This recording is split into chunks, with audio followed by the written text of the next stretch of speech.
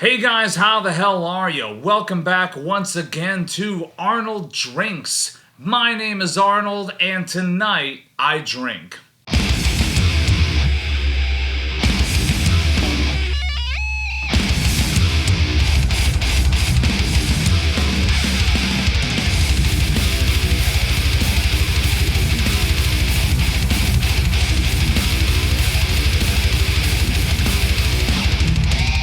So guys, once again, 'tis the season, and by 'tis the season, I mean it's time for pumpkin ales. Now, this is something that is very, very divisive amongst beer drinkers in general. Some people love it, some people see it as a stupid fad, right up there with pumpkin spice lattes and stuff like that.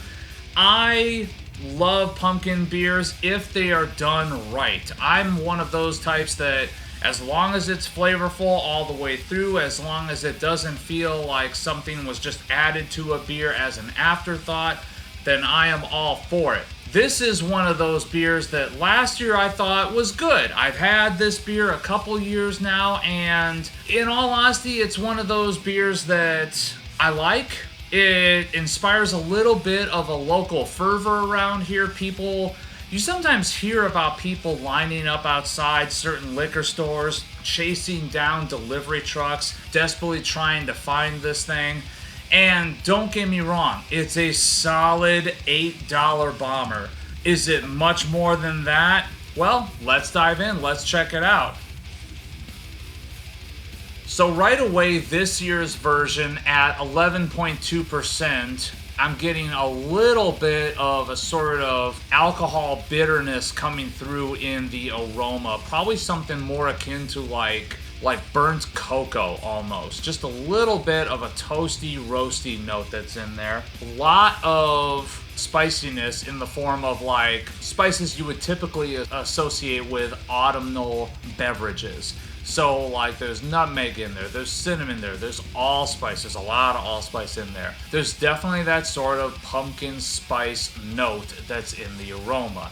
And you know exactly what I'm talking about, us living here in America and having to be inundated constantly with pumpkin spice coffees all over the place. We know what this smells like. And that's definitely what I'm getting out of this. Is it an unpleasant smell? No, it's just something that kind of permeates the landscape around this time of year.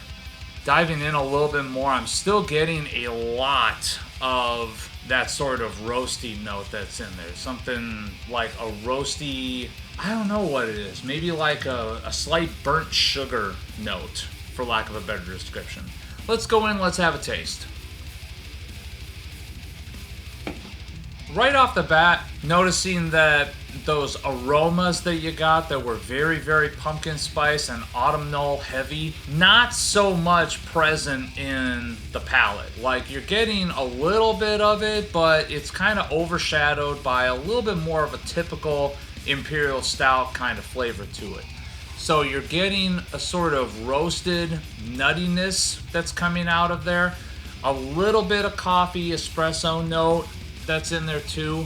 It's not a coffee stout per se, but it definitely has that same sort of burnt bitter bean water kind of thing that going on in there that the pumpkin spice is just kind of amplifying a little bit. Let's go in again. Nutmeg is a little bit more present on the second sip, but still with that sort of roasted nuttiness that's in there.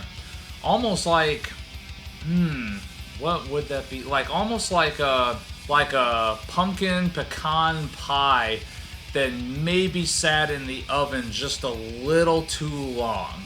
Like, you know, probably should have been taken out maybe like, 2-3 minutes earlier, and now it's just a little bit further brown along the edge. It's definitely not bad at all. It's definitely a really solid stout beer. Would I say that this is something that is worth losing your mind over and hounding liquor stores over year after year? Did you get Pumpkinator? Did you get Pumpkinator? Did you get Pumpkinator? Did you get Pumpkinator? No, absolutely not. This is one of those brews that, okay, yeah, cool. Let me try it. It doesn't need a release date. It doesn't need fervor or fanfare. Just put it on the damn shelf. Don't make a big fuss over it. As far as I'm concerned, it's one of those beers that is damn solid, but it needs a lot more uniqueness and awesomeness about it to make it worth that sort of hype, for lack of a better description. Let's go in one more time. As is typical with Sprue 2, you also do get kind of a healthy amount of finish to it too. Just kind of tickling the back of the throat there. It's, there again, still has that sort of like kind of bitter almond thing that's going on. You know, it's definitely solid, definitely good flavor, just, you know, it is what it is. Would I gladly pay $8, $9, $10 for this bottle if given the chance? Hells yes. Retails for about $8 if I remember right. I think that's what I bought it for. And it's worth $8. It's worth going after for retail price. Is it something that, you know, every year I'm gonna be upset if I don't get to try it? No, not at all. So thank you guys so much for tuning in. Please remember to like this video, subscribe to this channel, tons more of this content to come. And as always, remember, take what you do seriously, but do not take yourselves too seriously.